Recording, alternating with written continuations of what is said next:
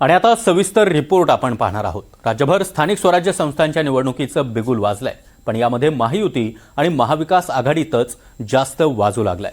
हिंगोलीमध्ये तर महायुती उरलीच नाही, शिंदे गटाच्या आमदारांनी भाजपच्या आमदाराची प्रकरणं बाहेर काढायला सुरुवात केली आहे, तर भाजप आमदारांनी त्याला प्रत्युत्तर देत शिंदे गटाच्या आमदारांची प्रकरणं आता बाहेर काढली आहेत। हिंगोलीमध्ये कसा रंगतोय हा कलगीतुरा, पाहूयात हा खास रिपोर्ट।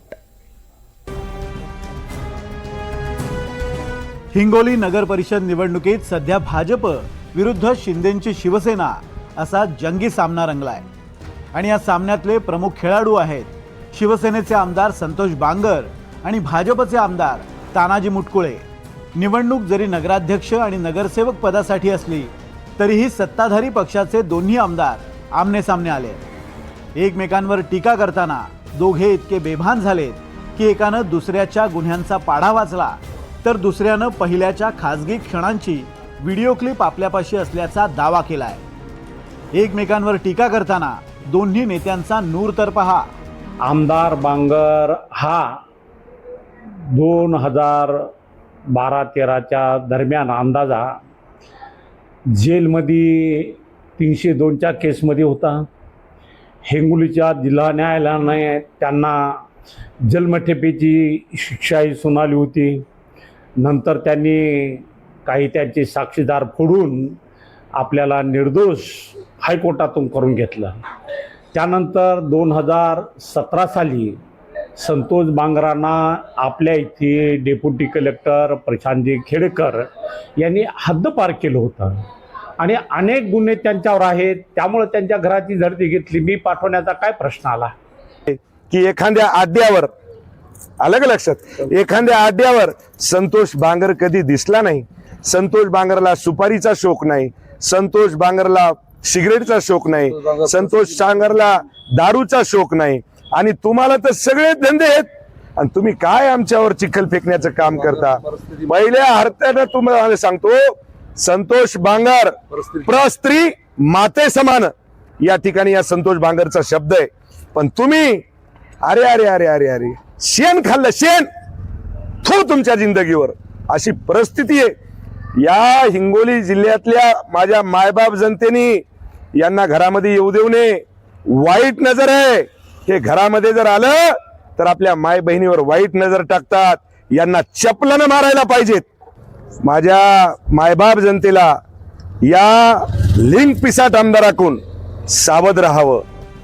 या वादाची सुरुवात झाली ती संतोष बांगर यांनी मुटकुळेंवर केलेल्या एका आरोपावरून। पोलिसी बळाचा वापर करून मुटकुळेंनी पहाटे आपल्या घराची झडती घेतल्याचा आरोप केला। अर्थात त्याला तानाजी मुटकुळेंनी उत्तर दिलं, पण एका आमदाराची अशी तपासणी केली जात असेल तर ही बाब गंभीर असून आपण या प्रकाराची तक्रार मुख्यमंत्र्यांकडे करणार असल्याचं शिवसेनेचे आमदार हेमंत पाटलांनी सांगितलंय। जो आपल्या इथलचा स्थानिकचा आमदार आहे त्यानं सकाळी 6 वाजता या तुमच्या भावाच्या घरी 100 पोलीसवाले पाठवले। 100 पोलीसवाले, किती पोलीसवाले पाठवले? 100। माझे घरामध्ये लेकरं झोपलेले, बायको झोपलेली, आई झोपलेली, आणि त्या पोलीसवाल्यांना खट खट खट खट दरवाजा वाजवला आणि सर्च वॉरंट दाखवला आणि सगळे पोलीसवाले तुम्हाला सांगतो लेडीज सगळं घरामध्ये घुसले। महाराष्ट्राच्या नगर परिषदेच्या निवडणुका ह्या निर्भीड वातावरणात व्हाव्या, त्यासाठी महाराष्ट्रभर हिस्ट्री शीटर जे लोक आहेत, ज्यांना सजा झालेल्या आहेत, ज्यांच्यावर आरोप आहे, ज्यांचे न्यायप्रविष्ट प्रकरण आहेत, त्या लोकांच्या घरात झडती घेण्याचं काम पूर्ण महाराष्ट्रभर चालू आहे। कारण कधी तलवारी आहेत का, बंदूक आहेत का, खोटे पिस्तूल आहेत का, ह्या सगळ्या तपासण्या चालू आहेत महाराष्ट्रात। याची गंभीर दखल माननीय एकनाथ शिंदे साहेबांनी घेतलेली आहे। आज स्वतः मी संतोष बांगर यांच्या आईशी भेटलोय, त्यांच्या कुटुंबियाशी भेटलेलो आहे, आणि एखाद्या गुन्हेगाराच्या अतिरेक्याच्या घरावर ज्या पद्धतीनं पोलीस चाल करून जातात त्या पद्धतीनं पोलीस गेलेले आहेत। सकाळी 5-5:30 वाजता विधानसभा अध्यक्षाच्या कार्यालयामध्ये मी संपर्क साधला असता अशी कुठल्याही प्रकारची परवानगी पोलिसांनी घेतलेली नाही। मग पोलीस कुणासाठी काम करतायत? स्थानिक लोकप्रतिनिधीच्या दबावाखाली काम करतायत का काय? हा सुद्धा माझा प्रश्नचिन्ह पोलिसांना आहे। ज्या पोलिसांनी आताताईपणा केला असेल, निश्चित येत्या हिवाळी अधिवेशनामध्ये हक्कभंग समितीकडे आम्ही जाऊ आणि त्यांच्यावरती हक्कभंग आणला जाईल आणि त्या पोलिसांवर निलंबन करण्याची कारवाई करण्यात यावी अशी मागणी माननीय मुख्यमंत्र्यांकडे आहे. आमदार संतोष बांगर आणि वाद हे समीकरण तसं जुनंच. यापूर्वी पुण्यातला कुख्यात गुंड निलेश घायवळ सोबतचे बांगरांचे व्हिडिओ सुद्धा व्हायरल झाले होते.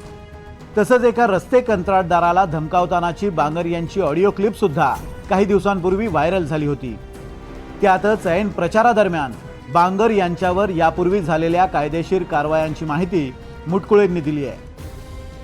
23 फेब्रुवारी 2007 साली हिंगोलीच्या पारडा शिवारात जमिनीच्या वादातून विठ्ठलापा तोडकर यांची हत्या करण्यात आली.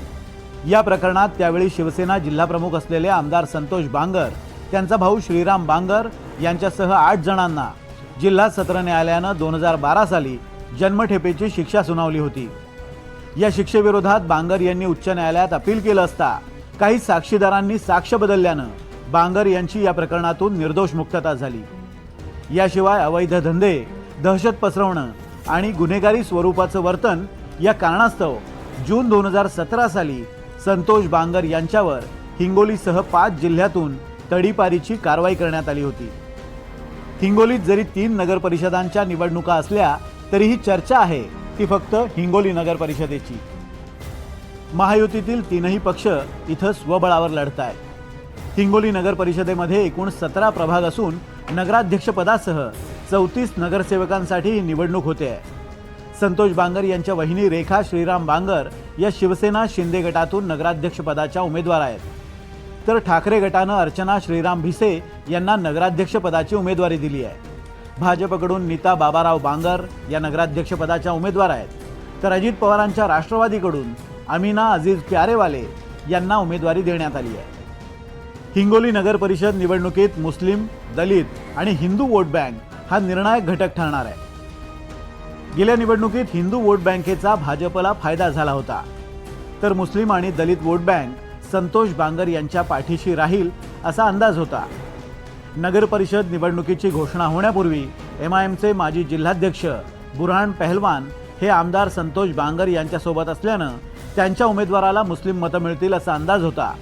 पण राष्ट्रवादीकडून याच बुरहान पहलवान यांच्या सुनेलाच उमेदवारी दिल्यानं बांगर यांच्या मुस्लिम मताचं गणित चुकू शकेल. त्यातच बांगर यांचे कट्टर विरोधक असलेले ठाकरे गटाचे विनायक भिसे यांची बहीणही नगराध्यक्षपदाची उमेदवार असल्यानं काँग्रेससोबत असलेली काही मुस्लिम आणि दलित मतं ठाकरेंच्या उमेदवाराकडे वळण्याची शक्यता आहे. तर भाजपनंही बांगर नावाच्याच उमेदवाराला उमेदवारी दिल्यानं OBC मतांचीही विभागणी होण्याची शक्यता आहे. तर आमदार संतोष बांगर यांनी जरी संपूर्ण ताकद या निवडणुकीत लावली असली तरीही जातीय समीकरणं पाहता शिंदे गट, शिवसेना ठाकरे गट आणि भाजपसह अजित पवारांच्या राष्ट्रवादीला सुद्धा इथं विजयाची समसमान संधी असल्याचा अंदाज स्थानिक स्तरावर वर्तवला जातोय. समाधान कांबळे, NDTV मराठी, हिंगोली.